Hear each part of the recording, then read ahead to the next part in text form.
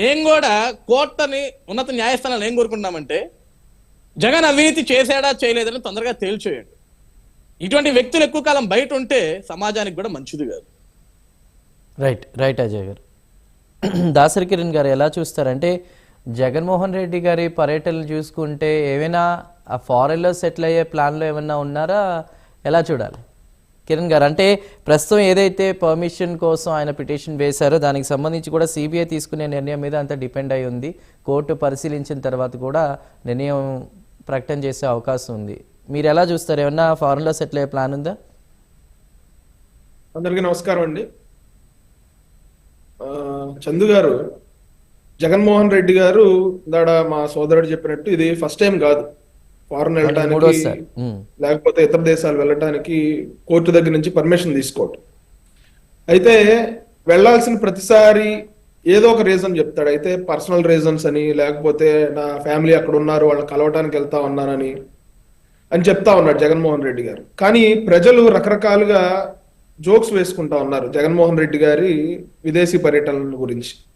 ఏమనుకుంటా ఉన్నారంటే అక్కడ ఉన్న కొత్త పార్టీ స్టార్ట్ చేయబోతా ఉన్నాడా విదేశాల్లో, ఇక్కడ ఎలాగో పార్టీ మూసేసే పరిస్థితి వచ్చింది కాబట్టి, కార్యకర్తలు నాయకులకి అతని మీద నమ్మకం సన్నగిల్లుతా ఉంది కాబట్టి, ప్రజలు కూడా అతన్ని తిరస్కరించారు కాబట్టి, ఇంట్లో కుటుంబ సభ్యులు కానీ బయట ప్రజలు కానీ కార్యకర్తలు నాయకులు ఎవ్వరూ కూడా అతన్ని నమ్మే పరిస్థితి లేదు, అతని నాయకత్వాన్ని ఇక్కడ విశ్వసించే పరిస్థితి లేదు కాబట్టి ఫారిన్ కంట్రీ వెళ్ళి అక్కడ ఏమన్నా పార్టీ పెట్టి అతని అదృష్టాన్ని అక్కడ ఏమన్నా పరీక్షించుకుంటాడేమోనని చెప్పి కూడా ప్రజలు చెవులు కొరుక్కుంటా ఉన్నారు, జోక్స్ వేసుకుంటా ఉన్నారు. అయితే ఇంకొంతమంది ఏమనుకుంటా ఉన్నారంటే ఇక్కడ ఎలాగో పని లేదు కదా, ఇక్కడ ఎలాగో ధర్నాలకు పిలుపులు ఇచ్చినా లేకపోతే నిరసన దీక్షలకు పిలుపులు ఇచ్చినా జగన్మోహన్ రెడ్డి గారు వచ్చే పరిస్థితి లేదు కదా, కార్యకర్తలని రోడ్ల మీద తిప్పే పరిస్థితి ఉంది, కానీ ఏ ధర్నాల్లో కూడా లేకపోతే ఏ నిరసన కార్యక్రమంలో కూడా జగన్మోహన్ రెడ్డి గారు వచ్చి పార్టిసిపేట్ చేసే పరిస్థితి లేదు కదా.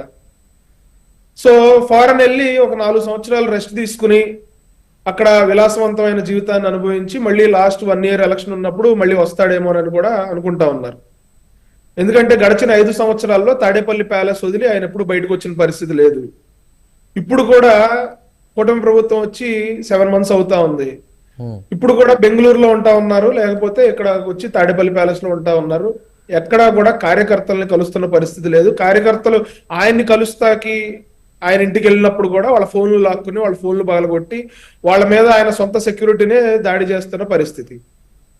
సో ఇన్ని ఇబ్బందుల మధ్య ఇక్కడే ఉండి జగన్ ఎక్కడ అని అడిగించుకునే దానికన్నా ఏ విదేశాలకు వెళ్ళి ఒక 3 సంవత్సరాలు 4 సంవత్సరాలు వెళ్ళి అక్కడ రెస్ట్ తీసుకుని మళ్ళీ ఒక ఎలక్షన్ కి 1 సంవత్సరం ముందు ఉన్నప్పుడు మళ్ళీ వచ్చే పరిస్థితి ఉంటుందా అని చెప్పి కొంతమంది అనుకుంటా ఉన్నారు. అయితే గడిచిన 5 సంవత్సరాలు ఎన్నో స్కాములు వస్తా ఉన్నాయి వాళ్ళ పేరు మీద, వాళ్ళ నాయకుల పేరు మీద. ప్రతిసారి ఫారెన్ వెళ్ళినప్పుడల్లా డబ్బులు దాచుకుంటానికి, దోచిన డబ్బు దాచుకుంటానికి వెళ్తా ఉన్నాడు అని చెప్పి మరికొన్ని ఆరోపణలు వస్తా ఉన్నాయి. సో దీనికి జగన్మోహన్ రెడ్డి గారు క్లారిటీ ఇవ్వాలి. ఇప్పుడు అన్నిసార్లు ఫారిన్ కంట్రీ ఎందుకు వెళ్లాల్సి వస్తా ఉంది? డబ్బులు దాచుకుంటాకి, లేకపోతే అక్కడ సెటరేట్ చేసుకుంటానికి వెళ్తా ఉన్నారా, లేకపోతే అక్కడ ఒక రాజకీయ పార్టీని పెట్టడానికి అక్కడ రాజకీయాలు చేయడానికి వెళ్తా ఉన్నారా, లేకపోతే ఇక్కడ ఎలాగో పని లేదు కాబట్టి కొన్ని రోజులు అక్కడ రెస్ట్ తీసుకోవడానికి వెళ్తా ఉన్నారా అనేది జగన్మోహన్ రెడ్డి గారు లేకపోతే వైఎస్ఆర్సీపీ శ్రేణులో వైఎస్ఆర్సీపీ అధికార ప్రతినిధులు చెప్పాల్సిన అవసరం ఉంది.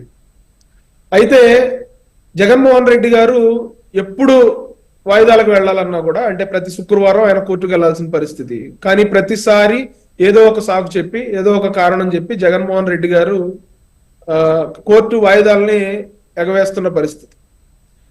ఆయన మీద ఎన్ని కేసులు ఉన్నాయి, అసలు ఏ స్టేజెస్ లో ఉన్నాయి, ఏ పరిస్థితిలో ఉన్నాయి, మీరు సమాధానం చెప్పండి, అసలు లిస్టు తయారు చేయండి అని చెప్పి సుప్రీంకోర్టు కూడా రీసెంట్ గా సిబిఐని అడగటం జరిగింది. అయితే ఇక్కడ విస్తుపోయే పరిస్థితులు ఏంటంటే చందు గారు, 125 పైచిలకు డిశ్చార్జ్ పిటిషన్ లో జగన్మోహన్ రెడ్డి గారికి సంబంధించిన కేసుల మీద వివిధ రకాల మనుషులు వేయటం జరిగింది.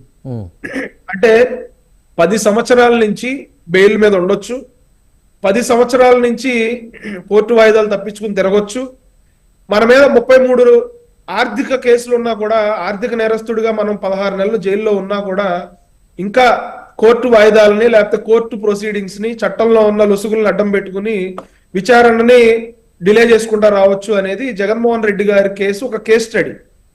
33 కేసులున్నా కూడా సిబిఐ ఆస్తులు అటాచ్ చేసినా కూడా, ఈడీ ఆస్తులు అటాచ్ చేసినా కూడా కోర్టుకు వెళ్లకుండా విదేశాలకు వెళ్ళొచ్చు. కోర్టుకి ప్రతి శుక్రవారం వెళ్ళడానికి ఏదో ఒక సాకు వస్తుంది, కానీ విదేశాలకు వెళ్ళడానికి మాత్రం ఏ సాకు ఉండదు.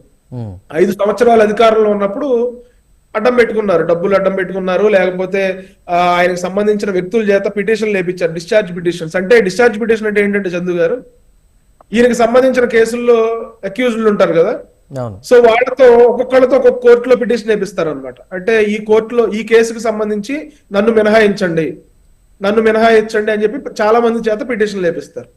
సో ఈ డిశ్చార్జ్ పిటిషన్లన్నీ తేలేంత వరకు అసలు కేసుని వాళ్ళు విచారణ చేయరు, అది పెండింగ్ లో ఉంటది. ఈ లోపు ఈ చిన్న చితక కేసులన్నీ విచారణ చేస్తూ ఉంటారు, వీటికి టైం అంతా అయిపోతా ఉంటది. సో జగన్మోహన్ రెడ్డి గారు అధికారంలోకి వచ్చిన తర్వాత అంతకు ముందు అసలు కోర్టు ఏంటి, లా ఏంటి అనేది చాలా మందికి తెలియదు. చాలా మంది సామాన్య ప్రజలకు కూడా ఈ రోజున చట్టాల గురించి, అందులో ఉన్న సెక్షన్స్ గురించి, ఆర్థిక నేరం అంటే ఏంటి, అందులో ఉన్న లొసుగులు ఏంటి, ఎన్ని రకాలుగా డబ్బుల్ని మాయం చేయొచ్చు, ఎన్ని రకాలుగా డబ్బులు తినొచ్చు అనే ఒక అంశాన్ని ప్రతి ఒక్కళ్ళు కూడా ఎంతో కొంత ఇన్ఫర్మేషన్ తెలుసుకుని వాళ్ళు జ్ఞానం పెంపొందించుకుంటా ఉన్నారంటే ఖచ్చితంగా జగన్మోహన్ రెడ్డి గారి కేసుల వల్లే. జగన్మోహన్ రెడ్డి గారి మీద ఉన్న సెక్షన్స్, జగన్మోహన్ రెడ్డి గారు వేసే పిటిషన్లు, ఆయన వాడే ఎక్స్క్యూజెస్, ఆయన చెప్పే ఎక్స్క్యూజెస్, ఇవన్నీ కూడా ప్రజలు చాలా జ్ఞానం పెంపొందించుకుంటా ఉన్నారు. అయితే జగన్మోహన్ రెడ్డి గారి కేసులు ఇప్పటికే చాలా డిలే అయిపోయిందండి. అవును, ఇంకా డిలే అయ్యే పరిస్థితి లేదు. ఎందుకంటే ఆ కేసులను చూసి చాలా మందికి కాన్ఫిడెన్స్ వస్తా ఉంది. ఇన్ని లక్షల కోట్ల రూపాయల అవినీతి చేశాడన్న ఆరోపణలు ఎదుర్కొంటున్న జగన్మోహన్ రెడ్డి గారే నిస్సిగ్గుగా, నిర్లజ్జగా ఆయన ముఖ్యమంత్రి అయ్యాడు, ఈ రోజున ఎమ్మెల్యేగా ఉన్నాడు, ఆయన ఒక రాజకీయ పార్టీని నడుపుతా ఉన్నాడు. రేపొద్దున మేము చిన్న చిత్తగా దొంగతనాలు చేస్తే మేమెందుకు శిక్ష అనుభవించాలి, మేమెందుకు దర్జాగా తిరగకూడదు అని చెప్పి ఒక నేరస్తులకి, లేకపోతే ఆర్థిక నేరస్తులకి, వీళ్ళందరికీ కూడా ఒక ఇన్స్పిరేషన్ లాగా జగన్మోహన్ రెడ్డి గారు ఉన్నారు. ఖచ్చితంగా అది మన దేశ సమగ్రతకి, లేకపోతే మన దేశ ఔన్నత్యానికి కూడా చాలా ప్రమాదకరంగా మారే అవకాశం ఉంది. కాబట్టి ఖచ్చితంగా కోర్టులు త్వరితగతిన ఈ కేసుని విచారించి ఆయన శిక్ష నిందితుడే ఆయన శిక్షకు అర్హుడైతే ఖచ్చితంగా ఫుల్ ఫ్లెడ్జ్డ్ గా దాన్ని క్లోజ్ చేయాల్సిందిగా ఈ సందర్భంగా ప్రజలందరూ కోరుకుంటా ఉన్నారు. ఎందుకంటే ఇప్పటికీ చాలా డిలే అయింది. 10 సంవత్సరాల నుంచి బెయిల్ మీద ఉండటం అంటే సామాన్యమైన విషయం కాదు. ఒక నార్మల్ సాదాసీదా వ్యక్తికి బెయిల్ రావాలంటేనే చాలా కష్టమైన పరిస్థితులు ఉన్న ఈ రోజుల్లో ఇతను ఇన్ని సంవత్సరాలుగా కోర్టు వాయిదాలకు తిరగకుండా బెయిల్ మీద తిరుగుతా ఉన్నాడంటే ఖచ్చితంగా ఆలోచించాల్సిన విషయం. కాబట్టి అతను ఎందుకు ఫారెన్ టూర్ వెళ్తా ఉన్నాడో ఈ రోజున సిబిఐని కూడా కౌంటర్ ఫైల్ చేయమని కోర్టు చెప్పింది. అంటే పర్మిషన్ ఇవ్వాలా, ఇవ్వవసరం లేదా అని చెప్పి మీరు కూడా కౌంటర్ ఫైల్ చేయండి అని చెప్పి సిబిఐని కూడా సుప్రీంకోర్టు అడగడం జరిగింది. సో ఖచ్చితంగా వీటన్నిటికీ త్వరితగతిన పరిష్కారం అవ్వాలి, ఇంకా దీన్ని డ్రాగ్ చేయకూడదు అనేది అయితే మా అందరి అభిప్రాయం. రైట్ కిరణ్ గారు, మనకి శీలం వెంకటేశ్వర్ గారు ఉన్నారు, మనకి ప్రస్తుతం బొట్ల రామారావు గారు జాయిన్ అయ్యారు. వెల్కమ్ అండి. ముందుగా వెంకటేశ్వర్లు గారు మీరు ఎలా చూస్తారు? అంటే కోర్టు అనుమతి తప్పనిసరి, ఇది 3వసారి ఆయన పర్మిషన్ తీసుకోవడం, అయితే ఆయన ఏమన్నా ఫారెన్లో సెటిల్ అయ్యే ప్లాన్లో ఉన్నారా అనేటువంటిది కూడా ఎక్కువగా ప్రజలు మాట్లాడుకుంటున్నమాట. మీ కామెంట్ ఏంటి? ముందుగా ప్రేమ ప్రేక్షకులకి, ప్యానలిస్టులు, ముగ్గురు యువకులు